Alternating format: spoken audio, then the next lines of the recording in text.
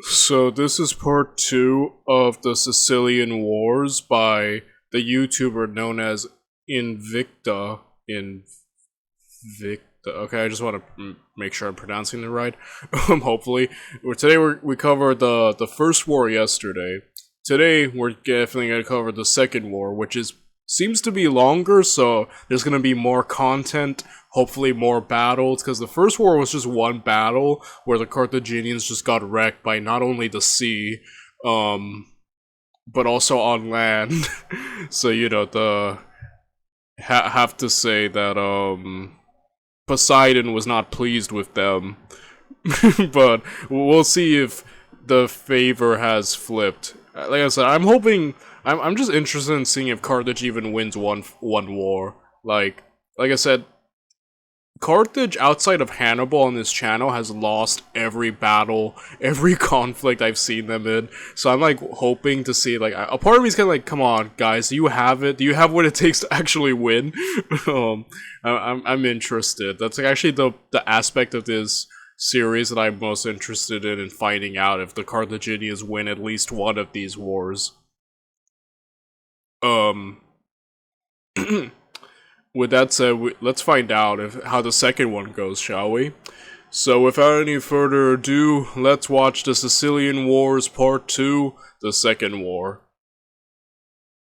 As Carthage sought to flex its military might overseas, King Hamilcar, leader of the powerful Magnid clan, was keen to gain a foothold on the strategic island of Sicily. Thus, you know what's interesting? The word king. Because when we cover Carthage later on, obviously with the, future Punic Wars, especially against Rome, they seem to have like a, what do you say? Senate. Kind of like in the same vein as Rome. They have a Senate. And when we cover them in those future videos that take place obviously later on down in history, they don't mention the word king. They mention the Senate, or the Carthaginian Senate. So I'm wondering, like, if this is a time, if they get rid of the king, or just those future videos never mention the king and they exist. But that's interesting that just the term king exists at this point. I'm wondering if they got rid of it, or just those few other series about their wars with the Romans, etc., just negated to mention the term king. I don't know. That's just something I caught now. Was that in 480 BC, he launched a grand campaign to assist local Greek allies against the reigning powers of Acragas and Syracuse. This first Punic-Sicilian War would climax at the Battle of Himera, which saw a fatal series of disasters lead to the ultimate defeat of the Carthaginians. For 70 years, their armies would not set foot on the island. However, the ascension of Hannibal, grandson of the slain Hamilcar, would see decades of pent-up resentment unleashed upon the island. He would ensure that the black stain of Himera would be washed clean with waves of bloodshed. This would be his finest hour. Hannibal? He's not my boy Hannibal Barca, but he is another Hannibal.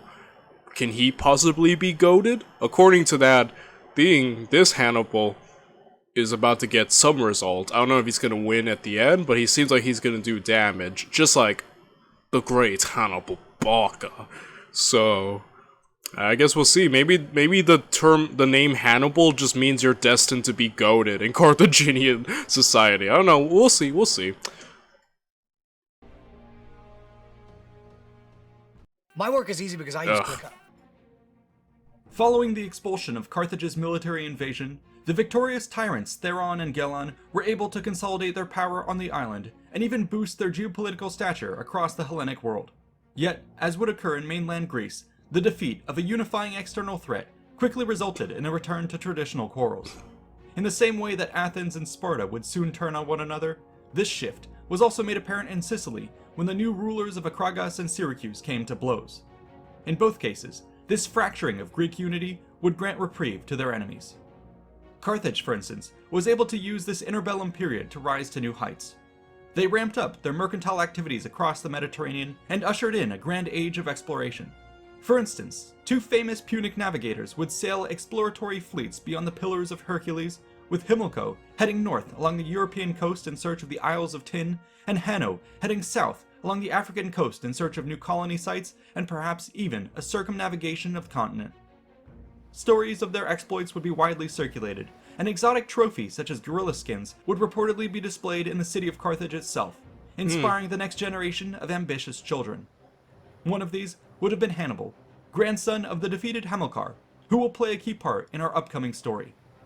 Around this same time, we hear of how the city further expanded across the lands of North Africa, bringing more Phoenician colonies and neighbors into the fold, while striking out with distant expeditions to establish relations with the Garamantes and the Cyrenaians across the desert. Closer to home, it seems that political changes even saw the monarchy give way to a republican form of government, with new institutions such as the Sephature, the Popular Assembly, and the Tribunal of 104, which would be praised by philosophers such as Aristotle. Amidst this newfound stability and prosperity, that kind of answered my question earlier about, I'm like, how does how do you say, future government of the Carthaginian Senate kind of like establish itself? And it seems like those are the roots beginning, because I was a bit confused by the term king there. And you know, like I said, I've dissed Carthage a lot due to their military failures in the past, but I really do want to come into this series. Like, I am legitimately interested in knowing how they do and if they win any war. But I have to say, their exploration is a key part of them. Obviously, you know, they're an economic empire. They're not in the same vein as the Romans, who are all conquest, you know, or other empires. And so, you know, a large part of it is just exploring their diplomatic ties as they're going around, establishing relationships and networking, finding ways to, you know, increase trade and their exploration. I think that's the heart of the Carthaginian civilization. And I think that's probably the aspect that obviously in all these war videos we kind of overlook, you know, but that is just an interesting part and a fascinating part. And I think one of the future series I plan on reacting to, a recommendation, is the Age of Exploration. So that'll definitely be a new aspect of history we haven't fully covered on this channel, mainly just war, fighting, etc. But I guess the idea of exploration and what these, you know, explorers and sailors discovered, like, I think that'll open a new aspect of history on this channel to explore. You know what I mean? the Punic leaders would not lose sight of their dreams of controlling the central Mediterranean. Thus, we see them increasingly invest in the projection of soft power through trade, treaties, and the construction of new fortifications across areas of Sardinia and western Sicily. It's almost like they're almost conquering, but in a different aspect. Not like through full-on military force yet, but kind of like, again, making relations, kind of integrating yourself. Look, we're building fortresses, we're establishing ourselves as important to your economy through trade. You know, like I said, they're integrating themselves. They're almost like slowly encroaching towards their goal, but through other means, diplomacy, trade. It's kind of more subtle in a sense, because usually we just focus on people just, I mean, granted, there is going to be military might used in a bit, but, you know, so far this aspect's a bit different in a way that I like. Yet for now they would bide their time and avoid outright conflict with the Greek world. For example, when the Peloponnesian War would spill over into Sicily, they carefully avoided becoming sucked into the chaos despite reportedly being asked to intercede. Best to let the Greeks bloody themselves, while waiting patiently on the sidelines. Smart. You know, divide and conquer, or let your enemies wear themselves out so you can swoop in. Just smart. Yeah, and we did cover the Peloponnesian War by kings and generals, and just the complete destruction of Athens as they got wrecked so hard. That would make sense why Carthage wasn't mentioned in that series. Although Carthage would remain out of the picture for another half-decade, it will still be relevant for us to give some context for the war that was about to erupt in Sicily. This would be but one chapter in the larger narrative of the Peloponnesian War, which had seen Athens and Sparta clash with their allies for hegemony of the Greek world. Starting in 431 BC and lasting over 20 years, the two sides would bloody one another in a war of escalating bloodshed.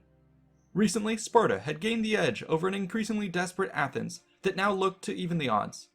Thus, when the opportunity arose to side with the city of Segesta in a local conflict against Silenus, the Athenians pounced at the invitation to collect the funds and manpower which had been promised them for their aid. In 415 BC, they set off with a fleet of over 100 ships for the Great Sicilian Expedition. To their dismay, it was soon discovered that Segesta was in no position to pay up for the assistance as promised. But, with such a force already marshaled, the invaders were not keen to turn home empty-handed. Instead, they sought to make war upon Syracuse. Victory would serve not only to cripple a potential Spartan ally, but could also bring with it far more wealth and manpower than might ever have been offered by the minor settlements of Sicily. This campaign began with initial success. In the first year, the Athenians made headway along eastern Sicily. When Syracuse attempted to march north against them, the invaders managed to sail behind them to establish a fortified beachhead in the Great Harbor. A pitched battle then ensued, which saw the Athenian veterans prevail over the Syracusans, pushing them back behind the walls. Through the entirety of 414 BC, the Athenians engaged the Syracusans in a grinding siege that saw an impressive series of walls and counterwalls constructed across the Yeah, I remember all this. Yeah, from the Kings and Generals series, this is just refreshing my mind in the frickin' walls. I remember I made a joke that Julius Caesar must have studied this war greatly because the walls and the siege, must have definitely been doing his homework when he did Elysia. I'm just joking around, but yeah, I like the Peloponnesian Wars because it's just like the Athenians had their great victory over the Persians, and then they just decided randomly that they should rule the world, and then went power hungry and just kept escalating and wouldn't be reasoned with. It really was. It changed my perspective on the Spartans and Athenians a lot, It's hilarious, but yeah. The Athenians were doing well throughout a lot of the war's time, though, like, oddly enough, but I think this was a huge turning point where they suffered a really humiliating and devastating defeat here in Sicily, which kind of, didn't help them in the long run. Rugged outskirts of the city. As would occur many times in this period, as soon as there was blood in the water, other sharks would come out to feed. Sensing an opportunity, Sparta and Corinth now came to the aid of Syracuse with a relief force. This, in addition to ongoing attrition and disease, did much to turn the tide against the Athenians. But just as the invaders began to consider a withdrawal, the Syracusans launched a vicious naval attack which dealt heavy casualties and crippled their fleet. Fighting continued for several days, and ultimately, the Athenian commanders sought to salvage the situation by making a land retreat. This force would be devastated in the attempt, with all survivors either being executed or worked to death in the stone quarries as retribution. For the Syracusans, it was a glorious victory. Yet, as was always the case in Sicily, there was little time to celebrate before the outbreak of the next conflict. The spark for war was lit when the feud between Segesta and Silenus once again flared up. In this contest, the leaders of Segesta turned to the Carthaginians for assistance. This was precisely the opportunity that the Punic leader Hannibal was looking for. However, he also knew that provoking Syracuse prematurely could risk the campaign. This is your brain when you're struggling to... Thus, envoys were sent to the eastern Greek city to prevent escalation, and even ask for arbitration of the conflict. This appears to have worked to preserve Syracuse's neutrality, likely due to the idea that they were more preoccupied with the aftermath of the Athenian expedition and all the messy geopolitics that entailed. With this green light, the Carthaginians immediately hired a small mercenary force of about 6,000 Libyan and Italian mercenaries and dispatched them to... Alright, that's pretty smart.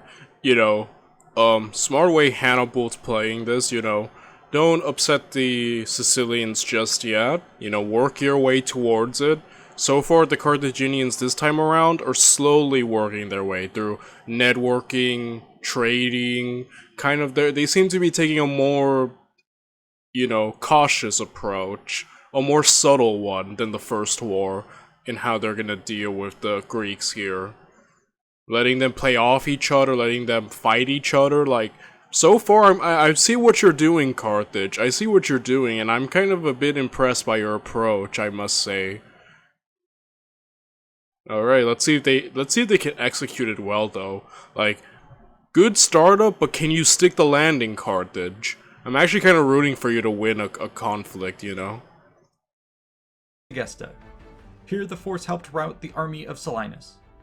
Unsurprisingly, these Greeks were furious that their rival had unilaterally sought external help in the conflict and now sought to level the field by calling upon their own allies. No. Once more, the dominoes of war began to fall. But while the Syracusans debated this new predicament, Carthage brought down the hammer. In 410, Okay, that's interesting. Now Sicily has already kind of like, at least Syracuse has kind of shown, okay, alright, you know, Carthage, do what you want, but now do the treaties and alliances. Kind of like World War I, where like, oh, do the treaties and alliances, you might just have to start fighting now. So that would kind of reverse Hannibal's ploy, huh, if the Syracusans just get in. BC, they launched an expeditionary force, which would now end the 70 years of peace and launch the Second Punic Sicilian War. Here is how Diodorus Siculus recounts their arrival in awe. Quote, "At this time, Hannibal, the general of the Carthaginians, gathered together both the mercenaries he had collected from Iberia and the soldiers he had enrolled from Libya, manned 60 ships of war, and made ready some 1,500 transports. On these he loaded the troops, the siege engines, missiles, and all the other accessories. After crossing with the fleet the Libyan Sea, he came to land in Sicily, on the promontory which lies opposite Libya and is called Lilybæum. And at that very time, some cavalry from Silenus were tarrying in these regions, and having seen the great size of the fleet as it came to land, they speedily informed their fellow citizens of the presence of the enemy. Hannibal had all told, as Ephorus has recorded, 200,000 infantry and 4,000 cavalry, but as Timaeus says, not many more than 100,000 men. His ships he hauled on land in the bay about Mottia, every one of them wishing to give the Syracusans the impression that he had not come to make war upon them or to sail along the coast with his naval force against Syracuse. While modern estimates tend to place the invading army at closer to 40,000, Yeah, I feel like those estimates are more accurate, but, I have to say, like, yeah, that side would inspire awe, wouldn't it? Just seeing all of that show up. Like, again, like, so far I'm digging the presentation, Carthage, I really am, you know? it was nonetheless an immense force which dwarfed the roughly 20,000 or so inhabitants of Silenus and was fully capable of significantly altering the balance of power in Sicily. As the campaign got underway, Hannibal's first move was to link up with his Sigistan allies and together march upon Silenus before Syracuse could respond. Unlike his grandfather, Hannibal was fully prepared to take his first fortified objective by storm. To this end, the poor state of the Silenus walls made his shock and awe tactics all the more effective. Siege towers were brought against the walls, battering rams rolled against the gates, and great streams of projectiles rained upon the defenders. Breaches were formed, and through these poured the Carthaginians, but the Greeks mounted a desperate defense to hold them at bay. We are told that this brutal fighting lasted for 9 days as the invaders slowly cut their way through the city, while under constant attack by enemy soldiers on the ground and citizens overhead who hurled projectiles down upon their ranks. Street by street, building by building, the Carthaginians advanced through Silenus until they reached the Agora. This is where the defenders made their last stand. Hannibal showed no mercy, and they were all cut down to the last, their bodies joining the 16,000 corpses which choked the bloody streets and burnt homes of the city. Diodorus reports that the army brutally murdered or enslaved all survivors, took everything of value, and engaged in a final night of rape and bloodshed before destroying the city. But the Carthaginians did not stop there. Holy crap, Hannibal, chill. Like I'm saying, maybe those with the name Hannibal might be goated. Pretty, like, I'm saying, the way he's been playing this so far and that, he seems to know what he's doing. Let's see if he can stick the landing. That's the thing with Carthage. Even sometimes when they're doing well, it's like, something, like, Carthage kind of has bad luck at times, right? So, I don't know, but so far, a strong start. That depends on how Syracuse responds now, and how a pitched battle will go between the two. Having reasserted their dominance, they now levied local allies to swell their numbers to over 60,000 infantry and next descended upon Himera. This was both a strategic and personal objective for Hannibal. Wasting no time, he was keen not to repeat the mistakes of his grandfather and prepared to once again take this next bastion by storm. The Himerans had heard what befell their neighbors within the walls of the city and therefore decided to sally forth from the gates. This bold attempt was summarily crushed by the overwhelming force of the Carthaginians.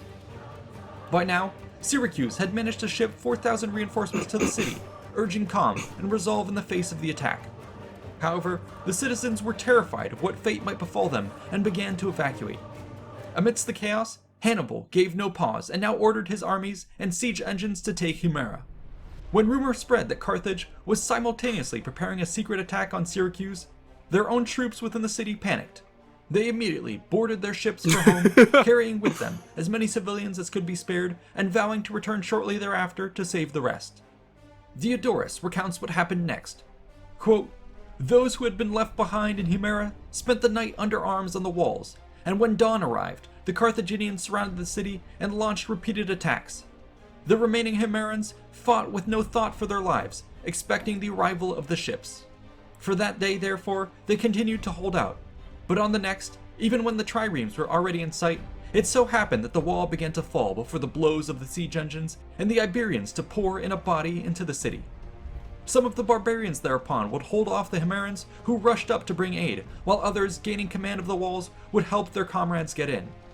Now that the city had been taken by storm, for a long time the barbarians continued, with no sign of compassion, to slaughter everyone they seized. But when Hannibal issued orders to take prisoners, although the slaughter stopped, the wealth of the dwellings now became the object of plunder.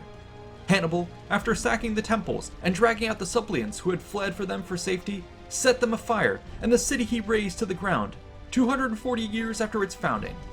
Of the captives, he distributed the women and children among the army and kept them under guard. But the men, whom he took captive, some 3,000, he led to the spot where once his grandfather Hamilcar had been slain by Gelon, and, after torturing them, put them all to death.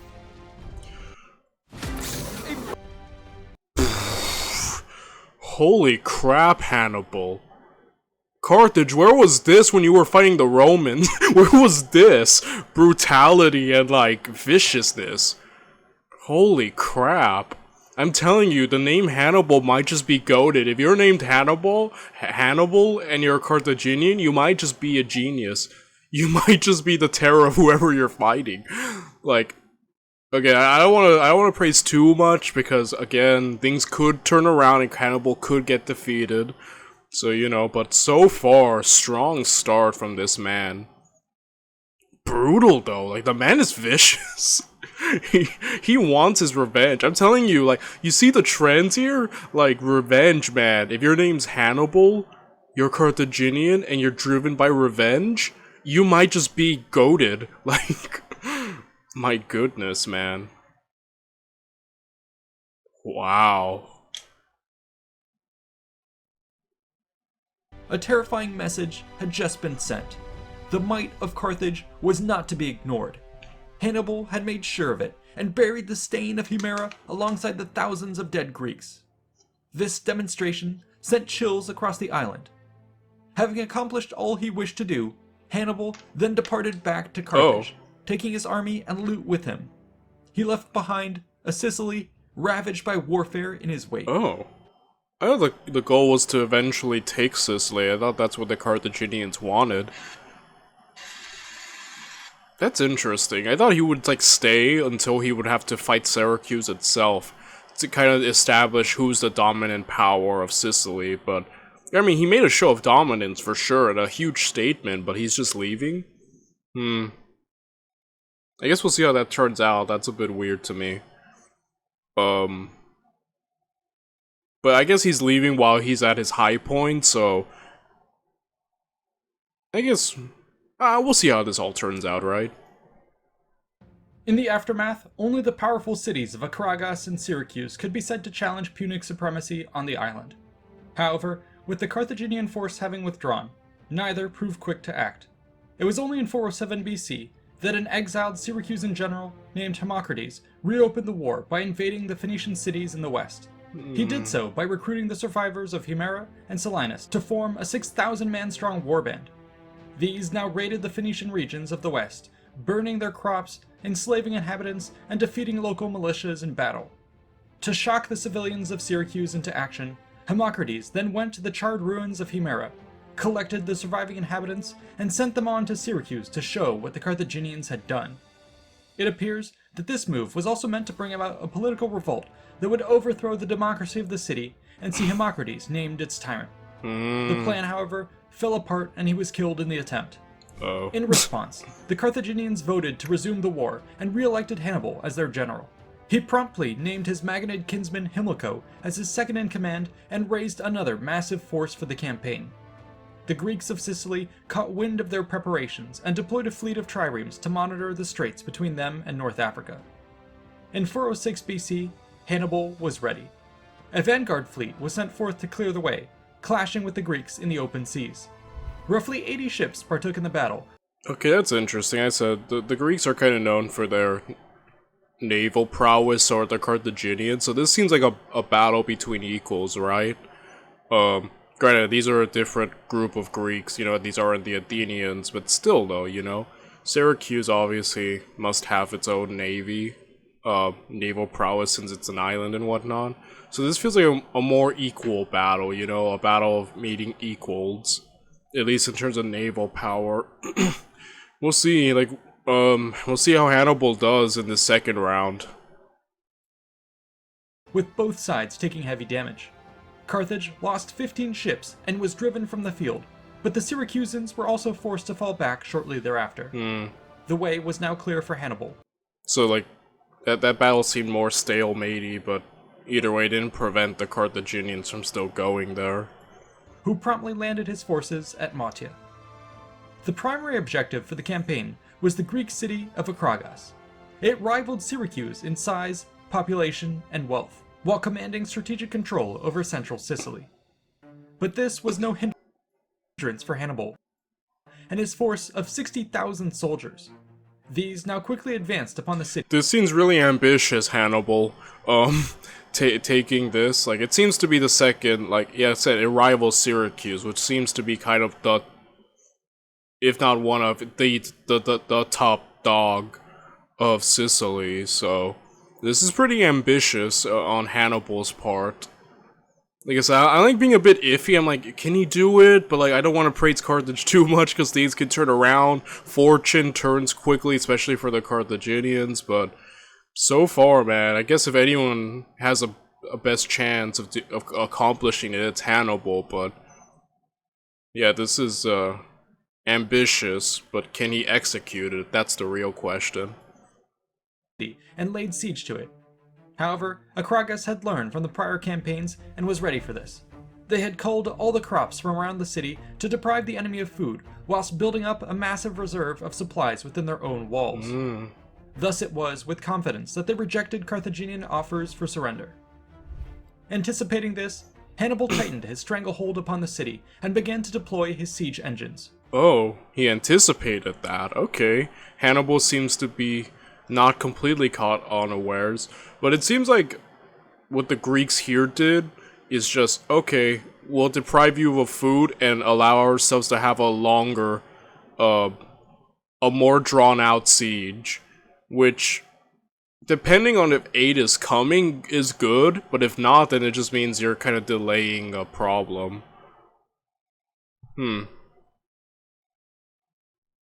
As the weeks dragged on, however, an unforeseen enemy would strike. Plague broke out in the camp of the besiegers. It's unclear as to the cause, but Diodorus Siculus, a Greek himself, claims that the Carthaginians had drawn the ire of the gods by desecrating Greek tombs. Whatever the case, thousands of men died, including the great general Hannibal himself. Oh. But his ambitious... Dang, poor Hannibal. Man, that's bad. Like, Hannibal seemed to actually know what he was doing as a general. Losing him, it's like, who's gonna take his place now? I'm telling you, this is, like, I'm telling you, so, I've seen Carthage so much, how quickly, even when they're doing well, things can change. Unless someone steps up right away and is at least somewhat competent like Hannibal, then I could see, like, fortune going even worse for the Carthaginians. Spirit would live on in Himilco, who redoubled the army's commitment to the siege with the construction of additional fortifications. This proved fortuitous, as a large Syracusan relief force arrived to lift the siege. These managed to defeat the Carthaginians in open battle, but could not drive them out from their defensive positions. As a result, they set up to now build their own wall of encirclement around the A siege within... I'm telling you, Julius Caesar must have been studying this when he was, like, in school or something. He must have been like, the Athenians building walls to besiege walled cities, and now the Syracusans building walls to besiege the Carthaginians, who have built walls around themselves to besiege the walled city. Are you kidding me? Walls upon walls! Like, man, Julius Caesar must have been studying this and been like, I have ideas for my own campaigns now.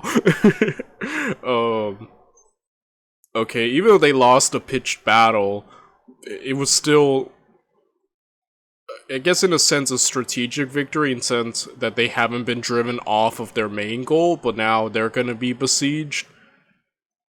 But then again, depending on if they can get, like, down here, right, where the sea is open, if they can get, like, ships and, like, supplies, then that might help them more.